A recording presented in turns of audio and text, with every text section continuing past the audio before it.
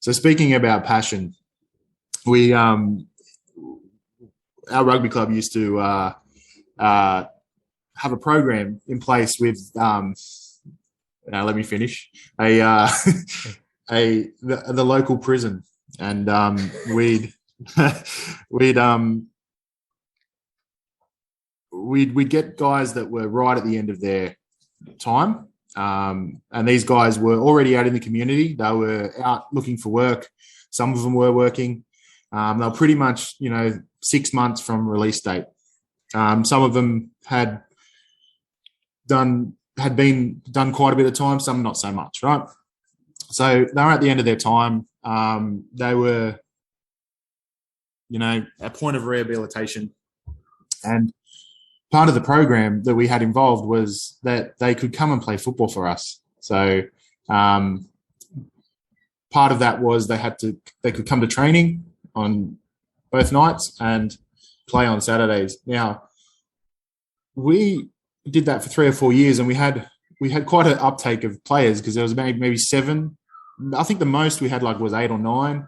I think the least we had was 5, right? So I don't know if you can imagine a van pulling up at a football game and 5 guys getting out with the ankle bracelets on. I believe the game probably would have been lost by the opposition right there. But it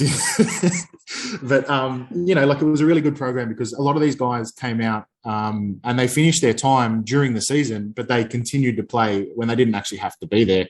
Now, there was a bit of, is this allowable? But for us, it was, some of them ended up getting work with some of the guys and are still to this day working for them or working with them.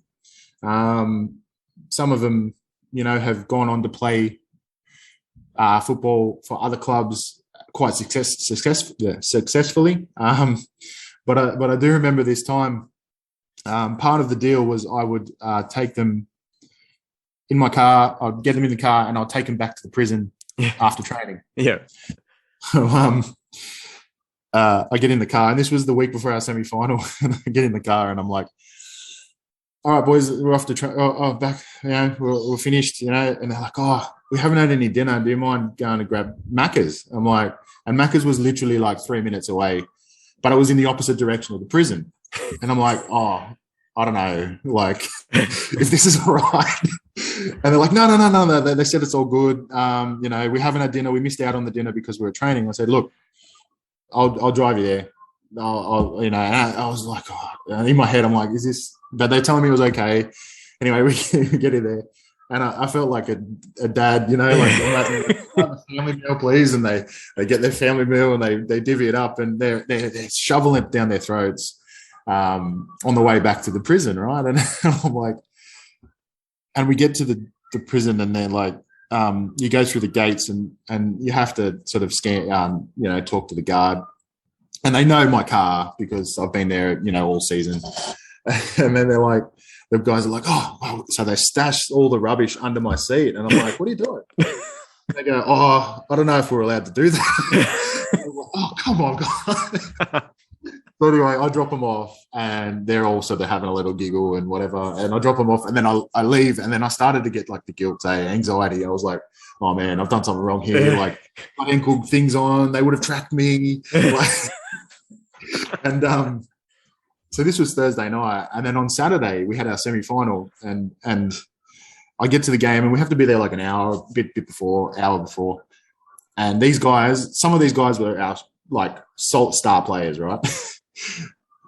They're not there, and it's 45 minutes before, and it wasn't unheard of for one of them maybe to be not allowed to play for a week or two because maybe they got into a little bit of trouble.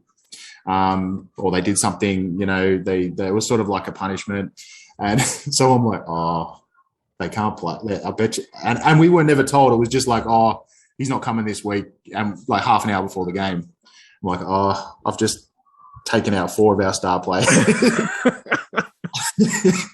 And I'm looking at my coach, and he's going, where are the boys? I said, I don't know.